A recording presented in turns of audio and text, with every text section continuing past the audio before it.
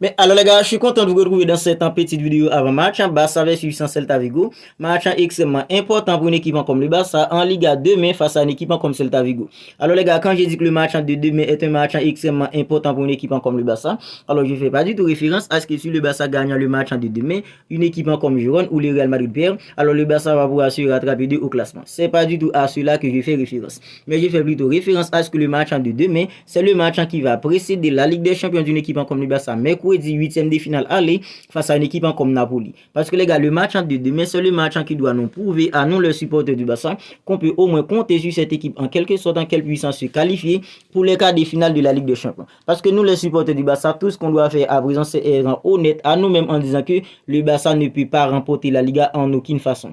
Parce que le Barça n'a pas su être une équipe régulière depuis que la saison commence. Le Barça n'a pas su être une équipe en clinique dans la finition. Voilà comment le Barça a pu en fait faciliter la tâche à une équipe comme le Real Madrid. Parce que les gars, si une équipe comme le Real Madrid a 10 longueurs d'avance sur une équipe comme le Barça aujourd'hui, alors c'est pas que le Real Madrid est en fait une équipe en fait flamboyante au début de la saison. C'est parce que le Real a su être une équipe réaliste. C'est parce qu'une équipe comme le Real a su être en fait une équipe clinique dans la finition. C'est parce que le Real a su être une équipe régulière. Même pas un but à 0, le Real réussissait toujours à prendre fait dans les 3 points. Mais c'était tout le contraire pour une équipe comme le Barça. Des jeux comme Ferran Torres sont dans la finition, des jeux comme Robert Lewandowski, des jeux comme Rafinha, c'est à cause de les gars si le Barça en fait ne peut pas rivaliser à une équipe comme le Real en Liga. Parce que les gars, le Barça a eu des occasions au début de la saison. Il y a des matchs où le Barça a eu 3-4 grosses occasions dangereuses. Des jeux comme Ferran Torres, Robert Lewandowski de la finition, Rafinha, ils étaient tous incapables de concrétiser ces grosses occasions pour que le Barça puisse remporter des matchs en fait au début de la saison. C'est comme ça en fait le Real Madrid a su en fait profiter de prendre le large sur une équipe comme le Barça au classement de la Liga.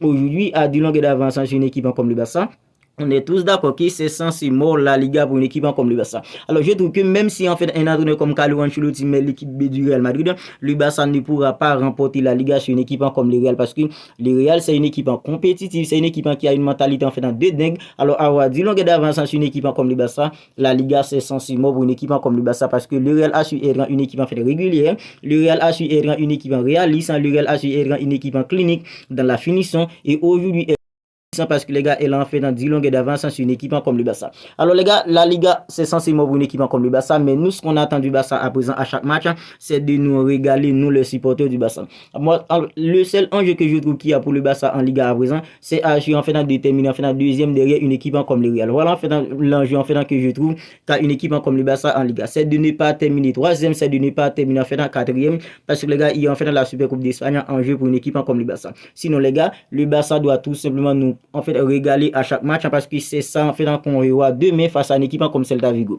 Alors non seulement c'est le match qui va précéder la Ligue des Champions d'une équipe comme le Barça mercredi 8e de finale aller face à une équipe comme Napoli, mais c'est aussi un match où le Barça doit nous prouver à nous les supporters qu'on peut continuer à y croire en fait dans cette équipe. Parce que les gars, ça fait trop longtemps depuis que nous les supporters on n'a pas pris du plaisir devant un match d'une équipe comme le Barça. Depuis quand on a regardé un match du Barça et on peut dire en fait on a pris du plaisir. Moi en fait je me rappelle même pas les gars. Tant que le Barça en fait dans ces derniers temps, c'est tout simplement des matchs compliqués, des matchs ennuyants que le Barça nous sort presque en fait dans tous les week-ends, presque toutes les semaines. À présent les gars, demain face à une équipe comme Celta Vigo, ça va pas être facile pour une équipe comme le Barça parce que déjà lors du match aller, c'était déjà compliqué pour une équipe comme le Barça. Même quand le Barça était plutôt au mieux, c'était déjà compliqué parce qu'en fait une équipe comme Celta Vigo avait mené 2-0 lors du match aller. C'est parce qu'un jeu comme en fait dans Robert Lewandowski, un jeu comme Joao Cancelo était dans le beau jour. Voilà comment le Barça a pu gagner le match aller face à une équipe comme Celta Vigo. Parce que Celta Vigo avait mené 2-0, Robert Lewandowski avait réduit le score, un jeu confident comme Cancelo avait égalisé, puis Robert Lewandowski avait inscrit le troisième but qui signifie en fait le but de la victoire pour une équipe comme le Barça. C'est comme ça le Barça a gagné le match aller face à une équipe comme Celta Vigo. Demain, ça va pas être facile pour une équipe comme le Barça, mais des jeux comme Ilkay Gundogan, des jeux comme Frenkie de Jong Pedri au milieu d'une équipe comme le Barça, on verra en fait de la maîtrise de la part d'une équipe comme le Barça. On voit une équipe dominatrice parce que les gars, pour affronter une équipe comme Napoli, le Barça doit être mentalement en forme pour affronter une équipe comme Napoli. C'est vrai, une équipe comme Napoli, c'est pas une grosse équipe en cette saison, c'est pas une équipe flamboyante, mais les gars, c'est tout de même une équipe hyper dangereuse avec des joueurs en fait de qualité, des jeux comme Kvaratskhelia qui est hyper percutant, des jeux comme Victor Osimhen qui revient tout juste en fait de la canne. Franchement, les gars, le Barça doit être hyper vigilant face à une équipe comme Napoli et depuis demain, le Barça doit nous montrer en fait des beaux signes face à une équipe comme celle Celta Vigo, surtout la défense d'une équipe comme le Barça qui est trop laxiste à présent, une défense en fait en passoire, des joueurs comme en fait en Ronald Araujo, des joueurs comme en fait en Inigo Martinez, en Jules Koundé, ils doivent être en tous en deux mains dans le coup pour nous prouver à nous les supporters qu'on peut compter sur eux pour affronter une équipe comme Napoli sereinement et en fait en mercredi, parce que les gars, en aucune façon on ne pourra pas cautionner une élimination d'une équipe comme le Barça en huitième de finale face à une équipe comme Napoli.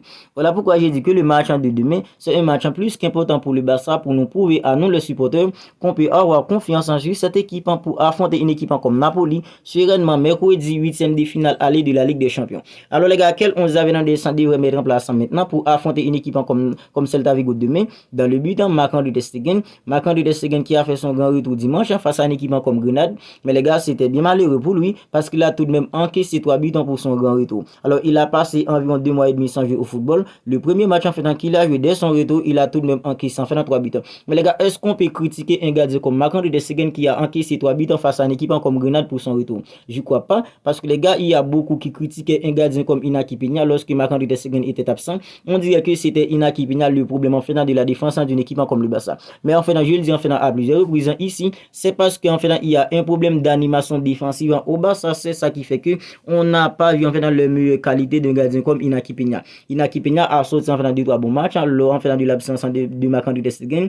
Après cela, les gars, il a encaissé presque 2 buts à chaque match. Alors c'était pas sa faute, c'est parce que les gars, la défense d'une équipe comme le Barça, c'est une défense qui n'inspire pas trop de confiance. C'est parce que la défense d'une équipe comme le Barça n'est pas solide comme elle a été la saison dernière. À gauche, les gars, un jeu comme on fait en Joao Cancelo, à droite un jeu comme Jules Koundé, puis dans l'accent de la défense, Ronald Araujo accompagné d'un jeu comme Inigo Martinez.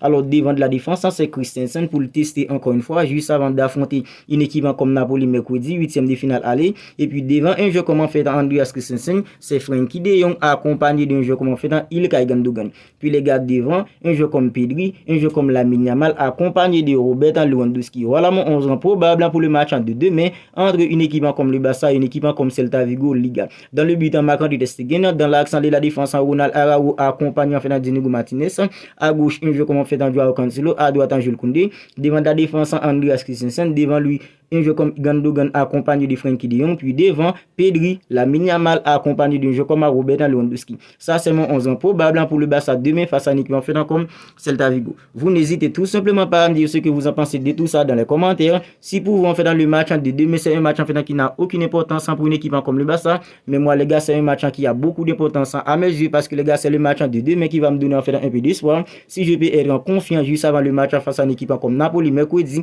8e de finale aller de la Ligue des Champions pour une équipe comme le Barça. Alors si vous n'êtes pas encore abonné à la chaîne, faites-le dès à présent pour ne pas manquer toutes les dernières vidéos actualités d'une équipe comme le Barça, les avant-matchs, les débriefs, tout ça parce qu'on fait tout ça ici sur cette chaîne d'une équipe comme le Barça. D'ici là les gars, prenez bien soin de vous, on se capte bientôt pour une autre vidéo.